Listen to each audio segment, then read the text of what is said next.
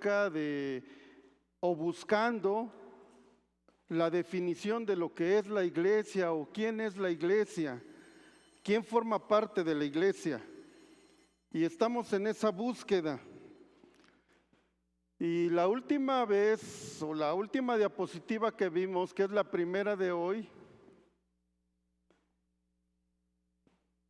donde vemos en esta diapositiva, o decíamos que cuando estábamos alejados de Dios, sin las promesas de Dios, sin un mismo Dios en el mundo, muertos en delitos y pecados, de ahí Dios nos ha llamado, Dios nos ha invitado.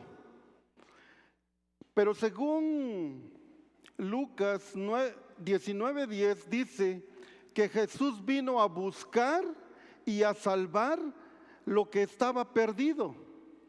Entonces, es decir, todos los perdidos que están en el círculo gris, en algún momento ahí estuvimos todos.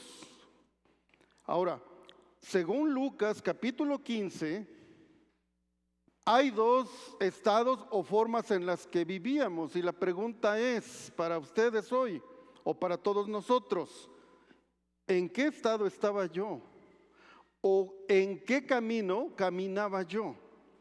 ¿En el camino de los malos o en el camino de los buenos? Porque tanto el camino de los malos como el camino de los buenos están alejados de Dios. ¿Pero qué estoy diciendo?, se preguntará usted. ¿También los buenos están alejados de Dios? Vamos a verlos en Lucas capítulo 15. Porque hay un grupo de personas dentro de las iglesias o en el mundo que según ellos están muy cerca de Dios. Y eso les da una posición para poder juzgar a otros y no juntarse con otros, ni aceptar en su círculo a otros. Y hoy vamos a descubrir que tanto el camino de los buenos como el camino de los malos están separados de Dios. Desde que soy pequeño he escuchado predicaciones acerca de Lucas capítulo 15, pero siempre el enfoque, o es más bien conocido como la parábola del hijo pródigo. Pero realmente es así, porque el padre tuvo 2 hijos, no nada más habla de un hijo menor. Así es que en esta mañana vamos a ver Lucas capítulo 15, y recuerdan que se los dejé de tarea, y voy a dar por hecho que lo leyeron por lo menos una vez. Pero por causa de los que nos visitan, voy a tener que retomar algunas cosas. Así es que vamos a estudiar Lucas capítulo 15 en esta mañana, no dejando de pensar en que hemos sido llamados, hemos sido invitados por el Señor Jesús. Así que nos vamos con la primera diapositiva, o la siguiente. Vamos a ver en Lucas capítulo 15 acerca de un padre que es amoroso. Pero también viene una pregunta. A todos, a los que matan a mucha gente, todos los que se portan mal, a todos los que son infieles, a todos los que roban, o sea, ¿realmente Dios les ama? ¿Les ama realmente Dios con todas las cosas malas que hacen? Tenemos que aclarar esto, porque Dios ama porque Él es bueno, pero no los ama porque complazcan su persona. Dios ama porque Él es bondadoso, porque Él es bueno y porque Él tiene mucho amor. Es más, la Escritura dice que Dios es amor, no dice que Dios tiene amor. No, Él es parte de su naturaleza, que Él es amor y sí ama a toda la humanidad. Pero eso no quiere decir que le complazca todo lo que hacen. Así es que en su benevolencia Dios los ama, pero en su complacencia Dios no los puede ver. Como decimos nosotros, como buenos mexicanos, ni en pintura. Entonces, vamos a hablar acerca de ese Padre amoroso. pero también vamos a ver acerca del hijo menor que se relaciona con el hombre que es pecador o con la parte de la humanidad que es pecadora y que es mala. Y que expresa su libertinaje en toda su potencia, que se desparrama, despilfarra en toda la expresión de sus sentimientos, sin pensar en que si daña a alguien o si se daña a sí mismo. Pero también está el hijo mayor, y esto no perdamos de vista al hijo mayor. El hijo mayor que fue obediente y que fue bueno, pero que sin embargo estaba lejos del Padre. Así es que, hermanos en Jesucristo, hermanitas, tanto los buenos como los malos están lejos de Dios. Vamos a ver lo que dice Lucas capítulo 15, entonces. Así es que vamos a analizar este capítulo. Dice Lucas capítulo 15, versículo 1, ¿a qué personas, es una pregunta, a qué personas Jesús les está hablando? ¿Con quién está platicando? Es importante saberlo. El versículo 1 nos los dice. Dice que eran cobradores de impuestos y pecadores, y ese grupo eran muchos, y venían porque querían escuchar de Jesús. Era la mayoría del auditorio que escuchaba a Jesús. Aquellos que eran pecadores, dice la Escritura, y cobradores de impuestos. Ahora recuerden que todo Jerusalén y toda esa área de los alrededores estaba bajo el Imperio Romano. Y el Imperio Romano es el que cobraba los impuestos. Ahora, algunos judíos trabajaban para esos romanos. Y esos judíos que eran cobradores de impuestos, el mismo pueblo los odiaba porque los veía como traidores, los veía como lo peor. En la actualidad, ahora se les llama a los que quieren el beneficio de otros países y que son mexicanos y que viven en nuestros países, ahora en las noticias los oímos como los vendepatrias, los que quieren vender el petróleo a extranjeros. Eso oímos en las noticias. Pues así eran los cobradores de impuestos. No era gente muy deseable para el pueblo.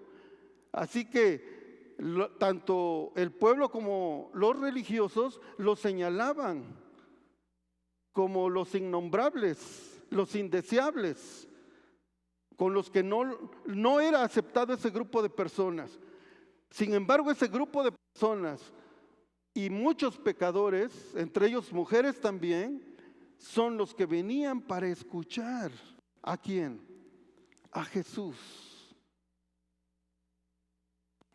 El versículo 2 nos habla de otro grupo de personas. Dice que eran fariseos y eran expertos.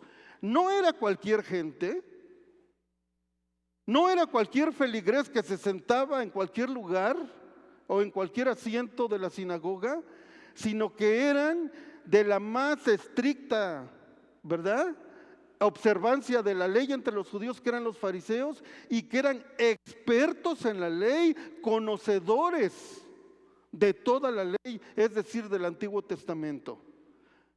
Pero esos eran los que se quejaban de las enseñanzas de Jesús. Todo les molestaba. Si Jesús sanaba en un día sábado, se ofendían. Si en sábado sus discípulos comían de los granos de las espigas de trigo por el campo porque tenían hambre, se ofendían.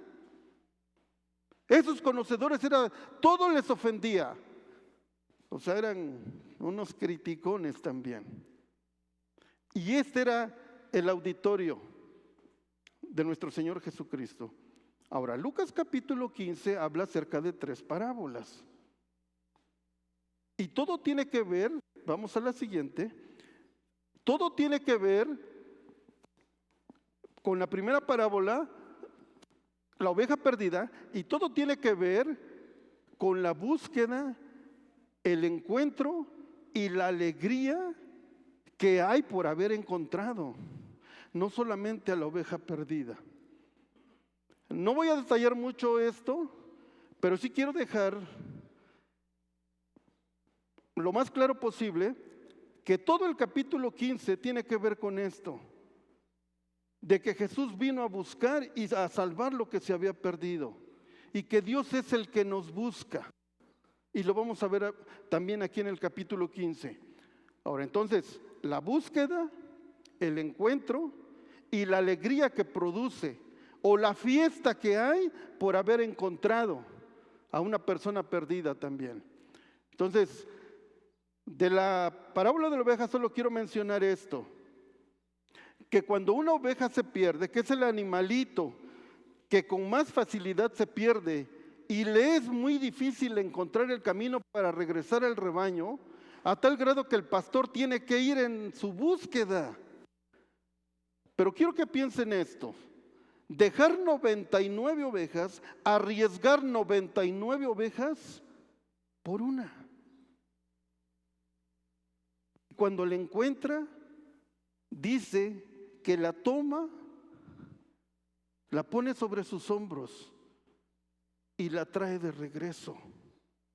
Y es una gran alegría por haber encontrado a la oveja perdida. La segunda parábola, que es acerca de la moneda perdida o de la dracma, que es una moneda que se utilizaba o utilizaba el imperio griego, que era la mitad del salario del día de un jornalero. Y eso viene de los griegos. Una mujer que tenía 10 monedas, perdió una. Y por esa una tuvo que barrer la casa, tuvo que cambiar los muebles de su lugar, de su posición. La buscó y cuando la encontró, ¿qué trajo? Alegría, gozo. Ahora, vamos a entrar a la parábola del padre amoroso y sus 2 hijos. Así es que vamos a Lucas 19:10, dice así. Bueno, es lo que les decía: el Hijo del Hombre vino a buscar a la gente perdida y a salvarla. Buscar es preocuparse, es preguntarse, eso significa, pero también es buscar. Y salvar, librar, proteger. Bien, vamos a la siguiente. Ahora sí vamos a ver al Padre amoroso. Miren, vamos a empezar con los deseos del hijo menor. Si tienen ahí en sus Biblias, capítulo 15, a partir del versículo 12, vamos a encontrar que dice: y el menor de ellos dijo a su padre: Padre, dame la parte de los bienes que me corresponde. Y les repartió a los 2 los bienes. Ahora, ¿qué estaba haciendo el hijo menor? ¿Qué estaba haciendo al pedir la herencia muy tempranamente? No había dinero en el banco, no había bancos, no había cuentas. Lo que tenía una familia eran terrenos, era ganado, eran propiedades, eran unas casas. Entonces, lo que realmente estaba sucediendo es que el hijo menor quería a su padre muerto. Porque solo la herencia se puede repartir, o se repartía en esta cultura, cuando el padre ya había fallecido. ¿Y de qué nos está hablando esto? Desde el inicio nos damos cuenta que el hijo quiere las cosas del padre, pero no quiere nada con el padre. Quiere los beneficios que hay en el padre, pero no quiere la relación o la comunión con el padre. Número 2, para que el padre pudiera repartir la herencia a sus hijos, tenía que vender. En este caso, para el hijo menor, 1/3 de todas las propiedades que tenía las necesitaba convertir en efectivo. Y tenía que vender terrenos, tenía que vender propiedades, quizá las cosechas, quizá algún ganado, para poderle cubrir el tercio de dinero a su hijo menor. Pero aquí entra una cosa importante, hermanos. Si un hijo venía y le pedía en vida la herencia a su padre, el padre tenía todo el derecho de golpearlo y de correrlo. Decir, prepara tus maletas y te me vas. Esos eran los derechos del padre. Pero la gran pregunta es, ¿este padre lo hizo? ¿Por qué este padre estuvo dispuesto a empezar a vender parte de sus propiedades y permitir que se hiciera la voluntad de su hijo menor? Después de haberlo pensado un poco, hermanos, me fui a Romanos capítulo 1 y encuentro una respuesta. Que cuando un hijo o un hombre se empeña en hacer su voluntad, la Escritura dice que Dios lo abandona.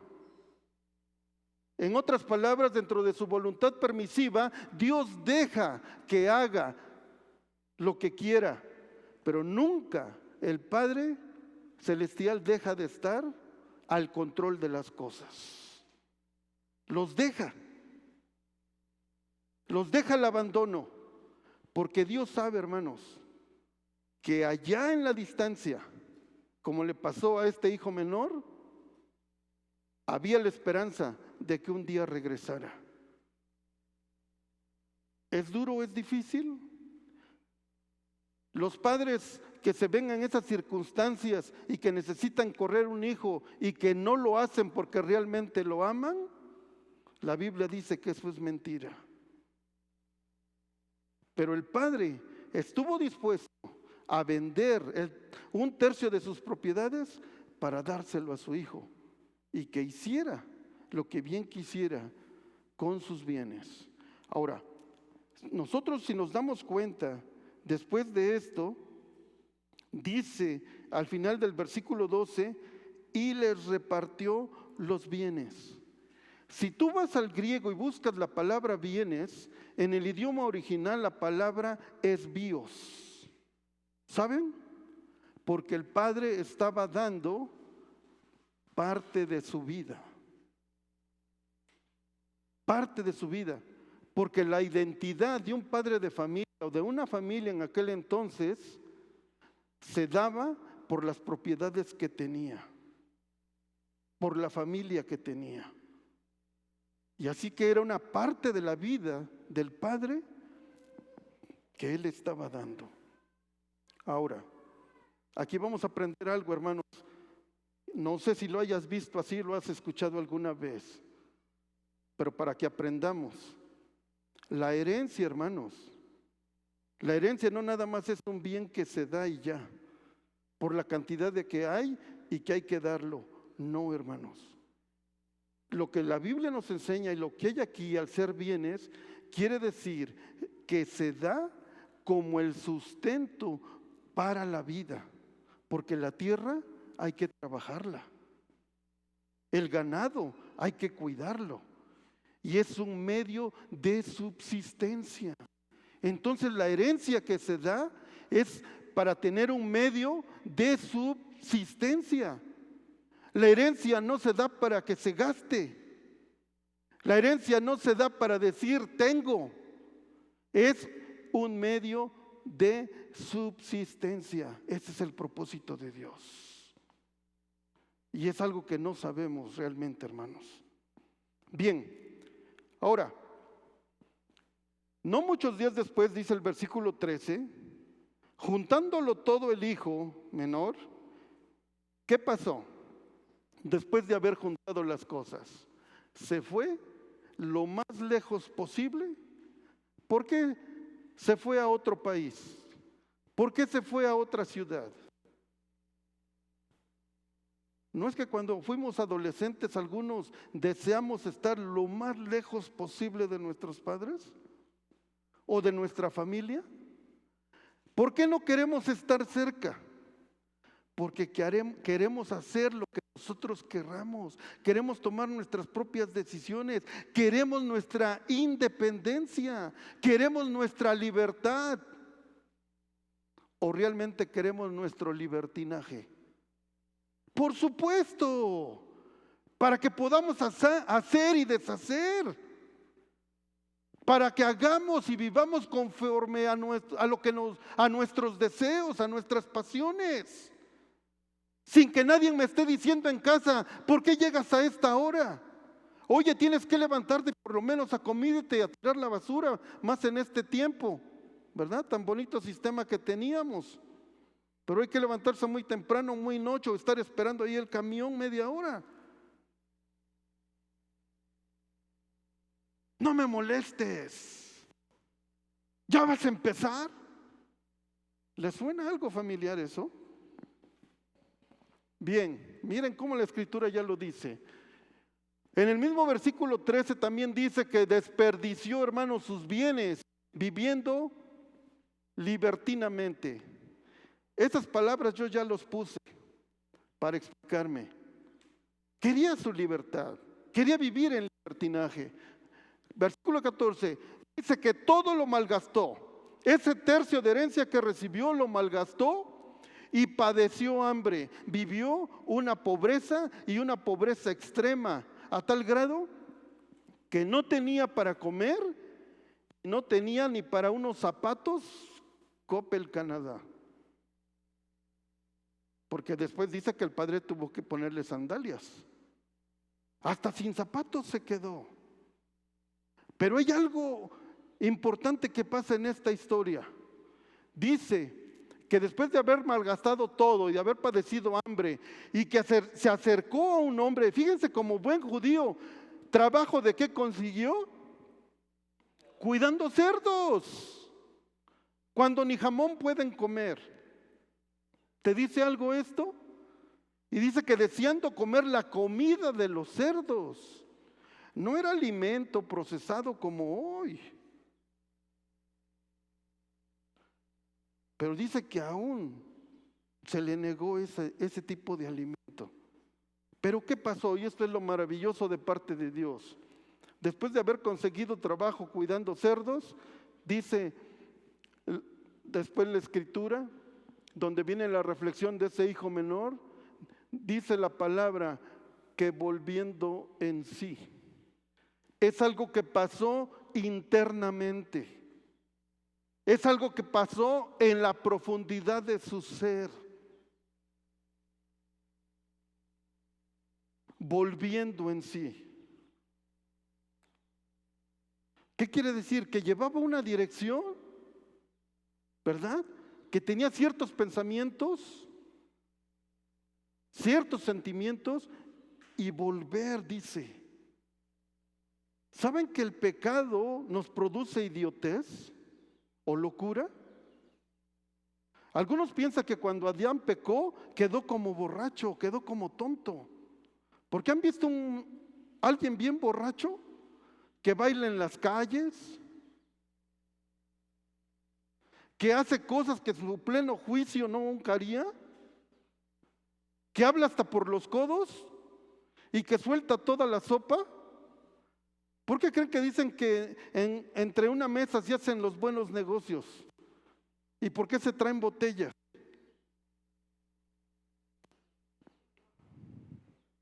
¿O qué creen que nada más es por algo simple? Volviendo en sí. Vean cómo el Espíritu Santo de Dios empieza a trabajar. Cómo el Padre le da todo, deja que se vaya, y estando allá, empieza a ver algo en su interior.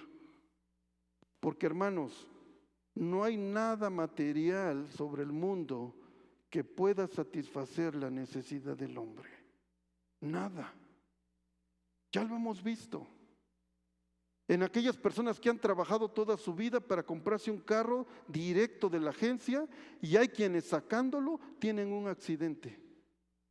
Y a terminar de pagar el carro, el hospital y la enfermera.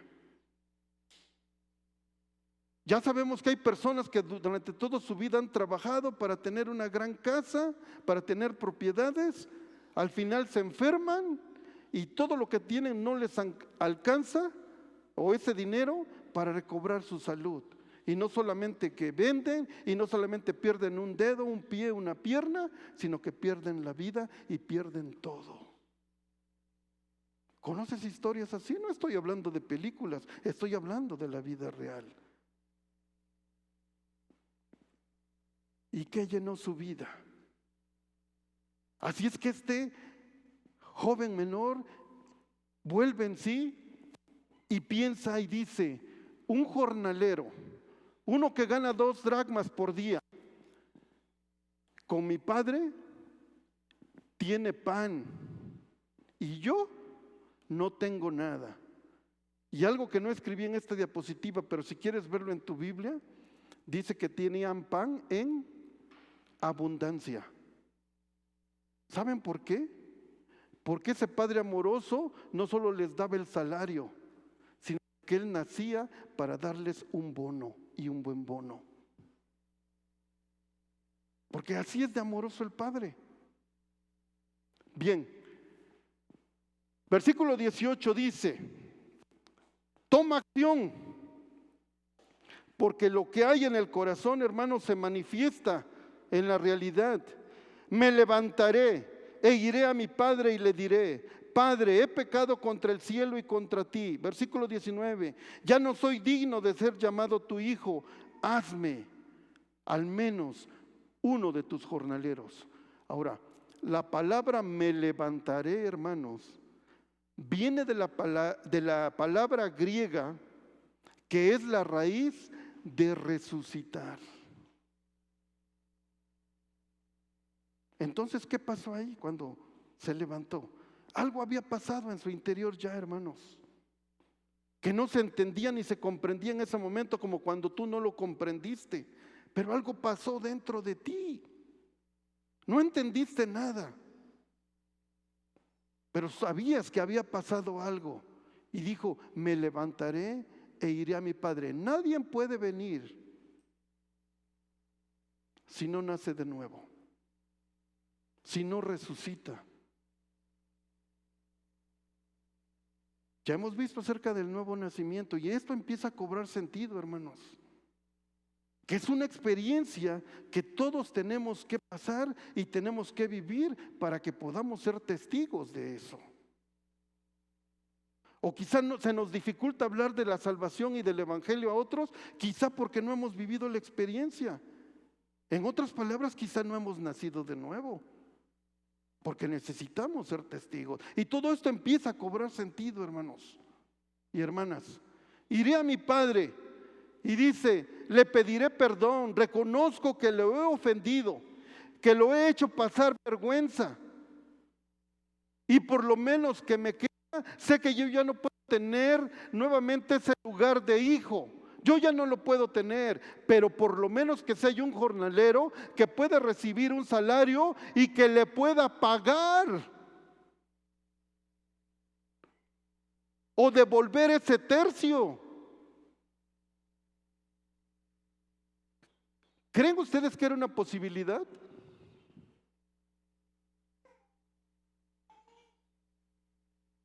Era el plan que él tenía. Pero ¿qué pasó? Vamos a la siguiente diapositiva. ¿Qué pasó cuando él se acercó a su casa? Dice que el padre lo vio a lo lejos y sintió misericordia, compasión por él. ¿Y saben qué fue lo que hizo?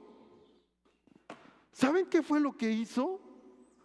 Algo que solamente las niñas, los niños o los jóvenes podían hacer. Pero un padre de familia, una persona honorable, eso sí que no lo podía hacer. No usaban pantalones, hermanos, usaban túnicas, y tuvo que levantarse la túnica. ¿Se acuerdan cuando vimos del soldado romano que estudiamos Efesios, que tenía el cinto y que servía para levantarse? Nosotros le decimos las enaguas, así lo decía mi abuelita, ¿verdad? Levantarse la túnica y fajársela aquí, poder pelear un soldado. Pero él se la levantó, ¿para qué, hermanos?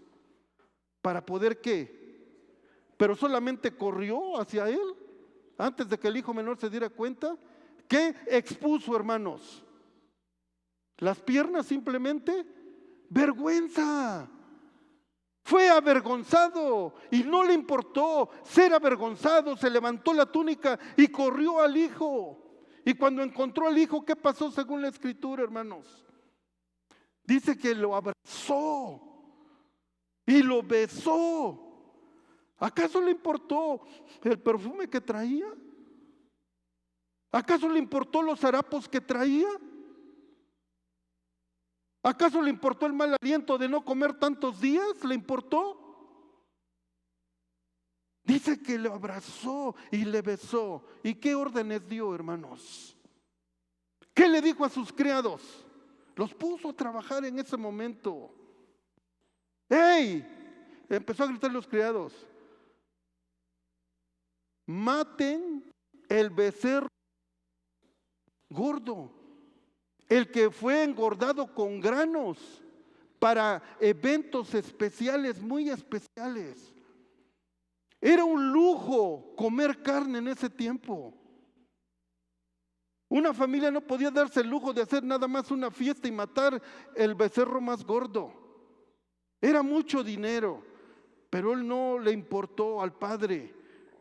Maten y el más gordo, el mejor ternero que tengan, con ese vamos a hacer una gran comida porque vamos a tener una gran fiesta. ¿Qué más hizo, hermanos? Ya conocen la historia, ayúdenme. Antes de calzarlo, ¿qué le dio? ¿Lo qué? Lo vistió. ¿De qué habla la vestidura, hermanos? De la justicia de Dios. De la justicia, lo vistió, le dio un anillo. ¿Qué es el anillo? A ver, los casados. O hacemos otra ceremonia, por ejemplo. Compromiso, autoridad, posición. Con el anillo el padre sellaba los documentos, antes no firmaban. Era el anillo que le daba validez a todos los documentos, era la autoridad. Era la gran personalidad que tenía. Entonces, fíjense, tuvo misericordia, corrió, lo abrazó, le besó, lo vistió, le puso el anillo. ¿Y qué dice después? ¿Lo qué? Lo calzó. ¿De qué hablan los pies, hermanos?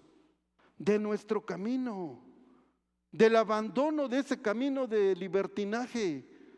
Por eso es que hemos dicho, hermanos, que somos santos en Él.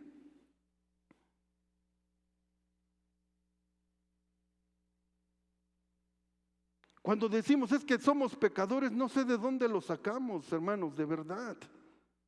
Pero yo en las escrituras no lo veo. Sí, fue antes. Pero ahora,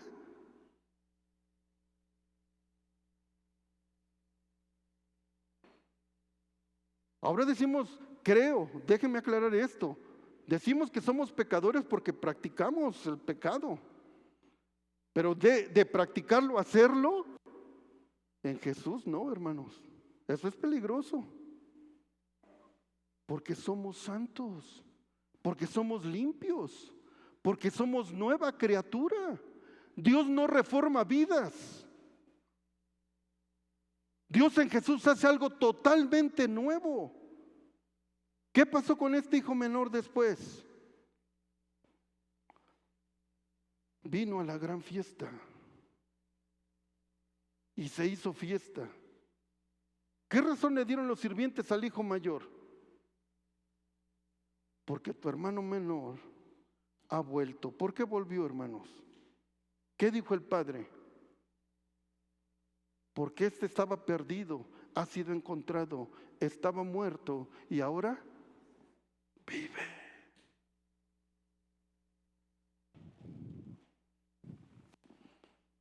Este es el primer camino del cual algunos de nosotros fuimos sacados. Después de andar despilfarrando, después de andar haciendo lo que bien nos ha parecido, en su amor que Dios ha mostrado y en su gracia, nos ha alcanzado, nos ha buscado y nos ha traído. Y esta parábola dice que cuando algo perdido se encuentra, hay gozo y hay gran alegría. Y Jesús dijo que por un pecador que se arrepiente, hay gozo. De ahí lo hemos sacado, que hay gozo en el cielo. Pero es la mitad de la película. ¿Vemos la otra mitad? ¿Nos dará tiempo? ¿Sí? ¿Están conmigo, hermanos? ¿Sí?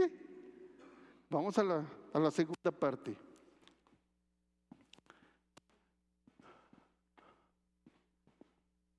Mientras todo esto acontecía, el hijo mayor estaba en el campo. ¿Qué estaría haciendo en el campo?, me pregunté. ¿Acaso como Jacob meditando en Dios, adorando a Dios, alabando a Dios? No lo dice la Escritura, solo dice que estaba en el campo. Y dice que cuando se acercó a la casa, escuchó la música. Oye, hubo orquesta, una gran fiesta. ¿Qué tan rápido se preparó todo esto? Y danzas. La palabra danzas en el original, esto se los voy a mencionar porque me llamó mucho la atención, porque hace alusión a un círculo. Y cuando hemos visto las películas de los judíos, ¿han visto cómo hacen su baile? En círculo, y hay gran alegría. Pues así, esas danzas se estaban llevando a cabo en la fiesta y el hermano mayor escuchó, pero no fue capaz de entrar a la casa y mucho menos disfrutar de la fiesta. ¿Qué fue lo que hizo el hijo mayor? Se enojó y no quiso entrar. ¿Por qué razones se enojaría? ¿Por qué no quiso entrar?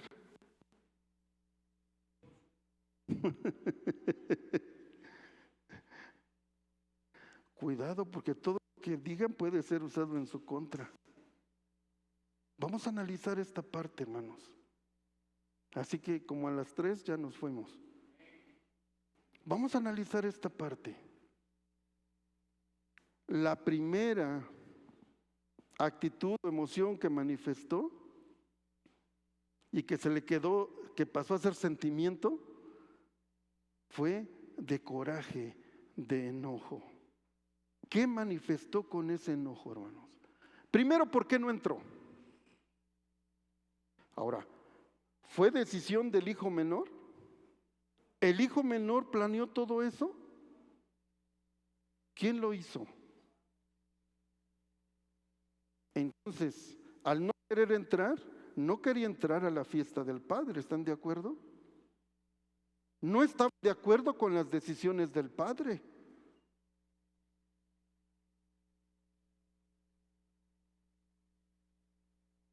Y estaba enojado ¿contra quién? Contra el padre.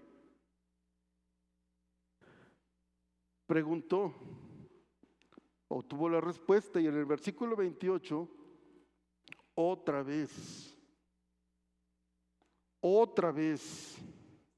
¿qué hace el padre, hermanos?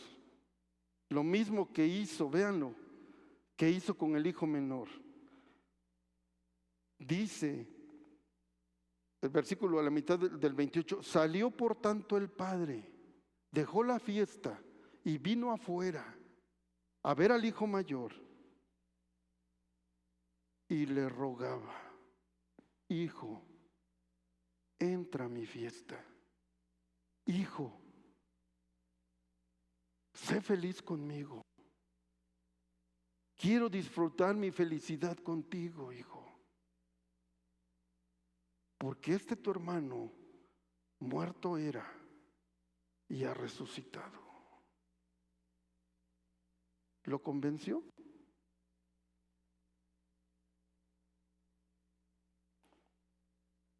Otra vez, hermanos, el padre saliendo, humillándose delante ahora de su hijo mayor.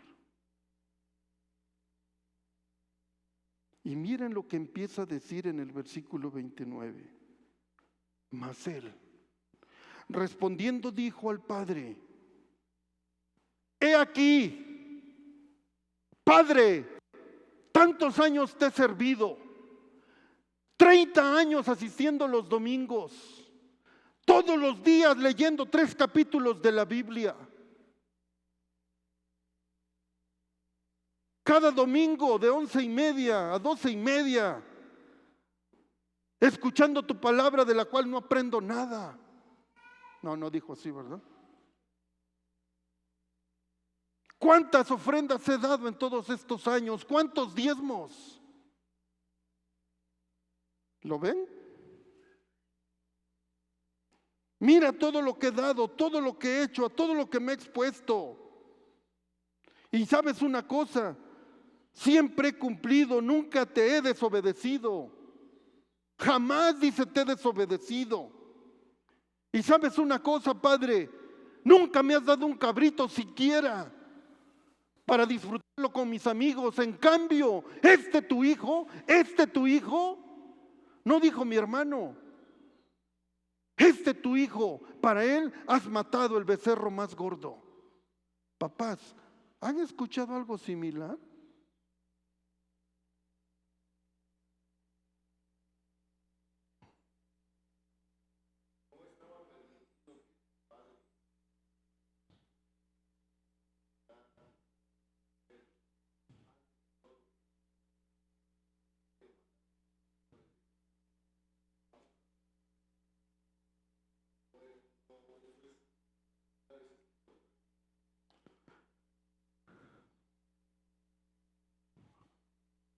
¿Por qué no lo hizo? Vamos a terminar, porque hay algo todavía más crítico al final, con lo que vamos a quedar. Ahí respondo su pregunta o su comentario.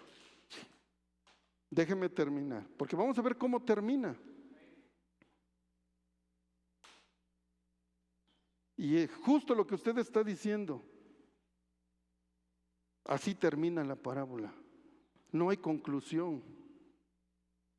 Y vamos a ver por qué. O sea, que mandara a llamar al hijo mayor, el padre, eso estoy entendiendo, que mande a llamar al hijo mayor y que le dijera: mira, llegó tu hermano, vamos a hacer una fiesta. ¿A eso se refiere?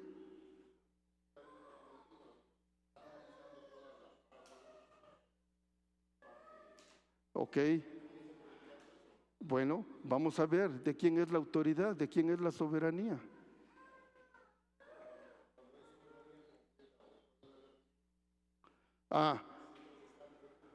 Bueno, es que el padre era la máxima autoridad. Él dio el anillo al hijo menor y tenía toda la autoridad.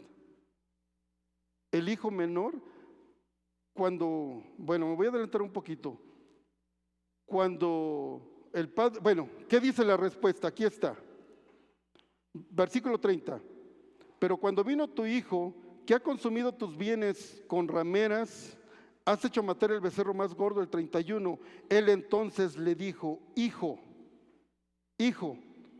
tú siempre estás conmigo y todas mis cosas, dice el padre, todas mis cosas son tuyas. El hijo primogénito tenía derecho a doble porción de la herencia. Por eso se dividió en 3 partes. El hijo menor 1/3 y para el hijo mayor eran ¿qué? Los 2/3. Por eso el padre, porque todavía vivía, y él como máxima autoridad y no estar muerto, tenía derecho a todos los bienes, pero por ser el hijo mayor, una vez muriendo el padre tenía derecho al doble porción de la herencia. Y es una de las razones por las cuales se enojó. ¿Por qué? Porque al restituir al hijo otra vez como hijo, adquiría derechos, le dio el anillo, sí, volvió a adquirir derechos, pero ahora entraban en juego los otros 2/3 de las propiedades. ¿Por eso creen que estaba tan contento el hijo mayor?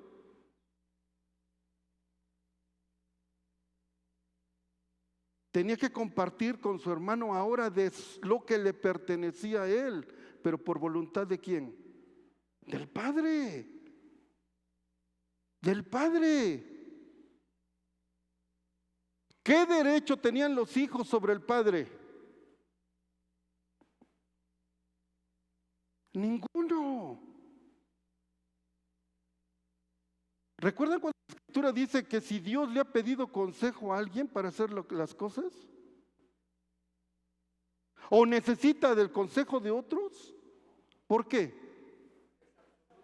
Porque es soberano y absoluto. Y soberanía quiere decir que Él hace las cosas que Él quiere, como Él quiere y cuando Él quiere. Esa es soberanía. Entonces, si va a consultar con otros, porque Él es soberano, hermano. Es lo que le puedo decir. Y vamos a concluir ahorita con esto. Dice, entonces le dijo, hijo, tú siempre estás conmigo. Estaba bajo su techo, estaba bajo su protección, estaba bajo la administración y la provisión del Padre. Y todas mis cosas son tuyas, o serán tuyas en un futuro. 32. Mas era necesario hacer fiesta y regocijarnos. Tampoco nos dice por qué es necesaria la fiesta, pero sí lo sabemos porque lo que estaba perdido ha venido a vivir otra vez. Y porque tu hermano era muerto y ha revivido, se había perdido y es hallado. Pregunta, ahora yo les pregunto, ¿finalmente entró el hijo mayor o no entró?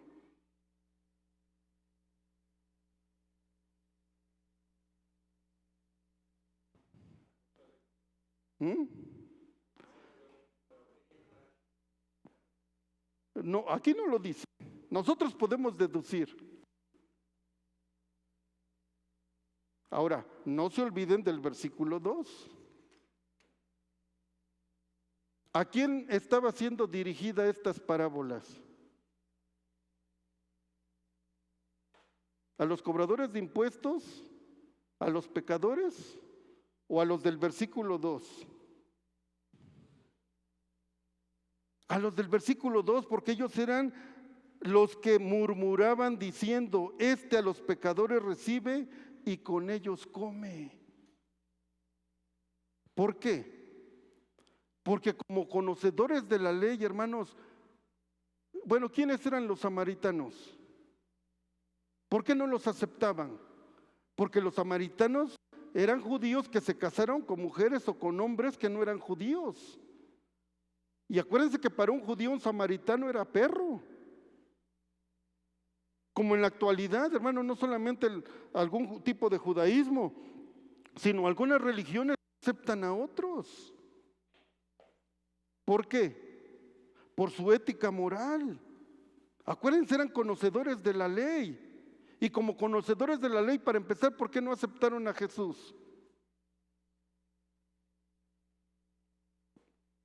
¿Por qué? Porque ellos se sentían ¿qué?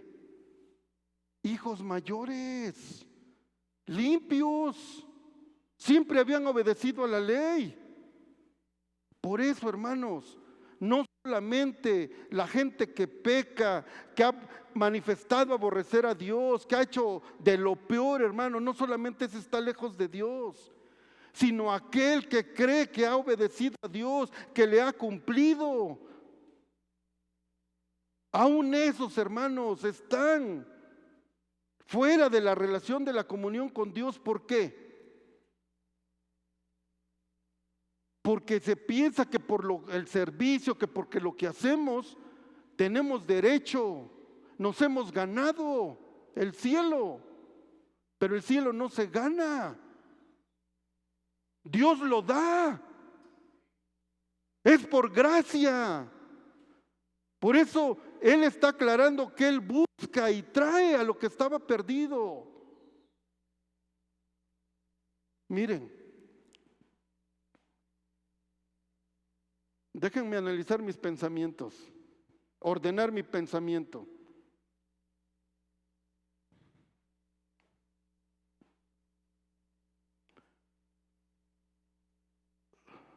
Algunos han llegado a pensar,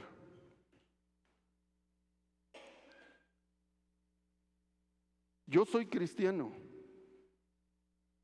pero no tengo iglesia. Yo soy cristiano, tengo mi relación con Dios, veo predicaciones, tengo los videos, escucho a los mejores teólogos, yo y Dios, pero no asisto a la iglesia. Apelamos a la relación con Dios, pero no a la iglesia.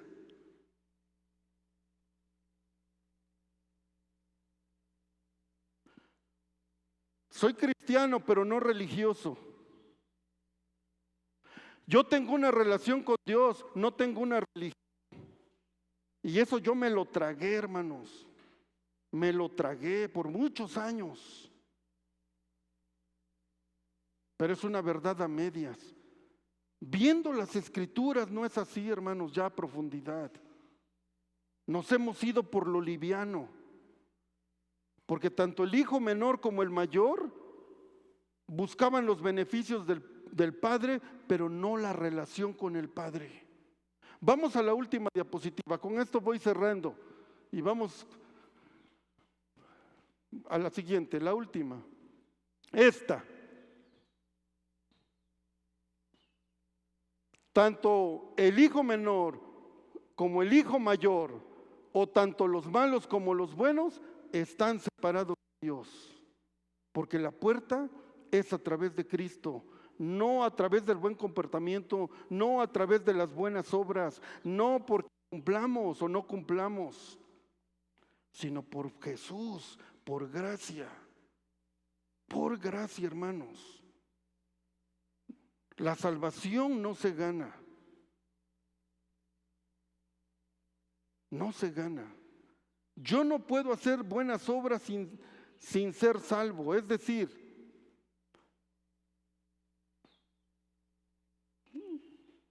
yo no puedo vivir una santidad sin Jesús. Necesito tener a Jesús para vivir en santidad. Yo no puedo tener buenas obras o hacer buenas obras sin Jesús. Necesito a Jesús para hacer buenas obras. No es hacer buenas obras para llegar a Dios a través de Jesús. No. Es por la misericordia. Espero ser específico y claro en esto, hermanos. Lo repito otra vez. Quiero ordenar mis pensamientos. Quiero transmitirles tal como es esta verdad. Venimos a Dios porque Él nos invita y porque Él nos llama. Aún la fe, hermanos, aún la fe o el creer en Él viene por el oír. ¿Y el oír qué? Su palabra. Los que hemos crecido en el Evangelio, los que escuchamos muchas historias bíblicas como historias, porque a mí no se me habló del Evangelio en la escuela dominical, se me enseñaron historias. Pero llegó un momento que de esas historias que yo sabía, el Espíritu Santo tomó para convencerme de pecado, de justicia y de juicio. Y hubo un momento en que volví en sí y dije sí a Jesús. Pero aún mi fe, hermanos, me fue dada por el Espíritu Santo porque yo ya conocía las historias y se me vino eso a mi mente. Se me vino eso a mi corazón, esa palabra de Dios que tomó el Espíritu Santo de lo que había en mi mente y lo bajó a mi corazón. Ahí nací de nuevo. Ni lo entendí, No entendía yo nada. Pasaron los años, eso fue como a los 10, 11 años. Y lo empecé a entender hasta los 18, a los 19 años, que ya era yo un hijo de Dios, que Dios me había traído y que Dios me había buscado y que aún me dio la fe para que yo pudiera venir a Él. Y desde entonces, hermanos, he tenido mis bajas, he tenido mis desánimos como todos. Pero algo que les compartí, les decía, hermanos, ¿por qué siempre estoy involucrado en la iglesia? ¿Por qué a veces digo, ya está la Biblia? Sobre todo cuando me han hecho alguna agachada, ustedes saben de lo que hablo. Y digo, pues ahí está la Biblia. ¿Qué necesidad hay de estar pasando vergüenza, de estar viendo caras? ¿Qué necesidad tengo de ver gente malagradecida? No estoy hablando de ustedes, hermano, ni me estoy desahogando. ¿O no te ha pasado? Y de dejar. Voy a estar viendo caras de cafeteras, gestos pucheros y muecas. Pero ahí viene uno otra vez. Ahí otra vez. Y otra vez. Y Dios nos pone enfrente otra vez, la misma gente. Hermanos, ¿por qué hemos sido llamados? En latín, ya se los expliqué, es vocación. Así que los llamados y escogidos de Dios, hermanos, hemos entrado, hemos sido llamados, sacados hacia afuera por un llamamiento, hermanos. Finalmente eso es lo que yo quiero que tengamos bien presente. Pero quiero terminar con estas dos cosas. ¿Saben que la iglesia está llena de hijos mayores? De orgullosos y arrogantes que han rechazado a los hijos menores que han querido entrar.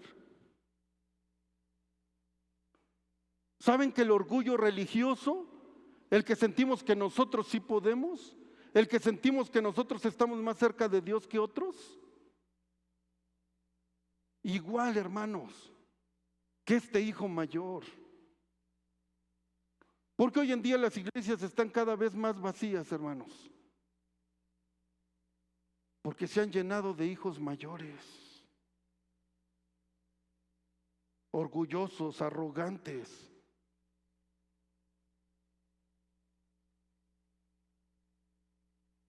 Voy a contar una anécdota y con esto termino de aquí.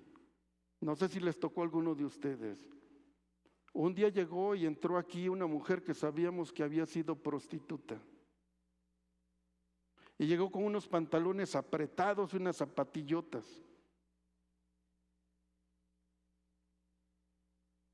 ¿Y saben cuál fue la expresión de muchos de nosotros?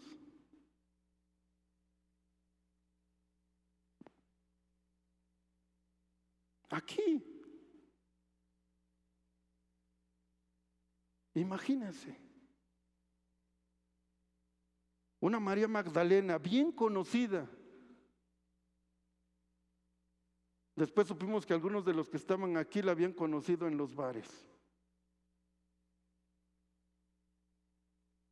Hermanos, ella solita en un banco y todos así de lejos, volteando y viendo. Como hijos mayores, hermanos.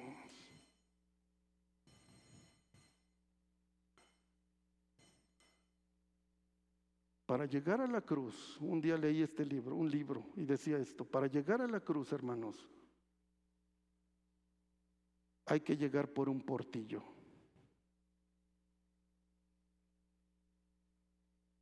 Hay que agacharse, hay que entrar de rodillas, casi a cuatro patas. ¿Cuándo está preparado el corazón para que el Espíritu Santo nos haga nacer de nuevo?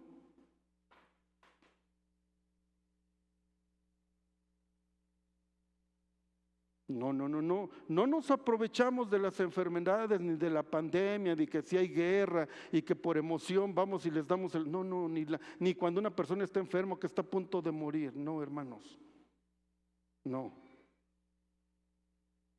El corazón del hombre está listo cuando él se da cuenta que ha perdido todas sus fuerzas, cuando ya no puede más, cuando todo su egoísmo está por los suelos. Es cuando el corazón está listo para que Jesús venga y los levante del lodo cenagoso.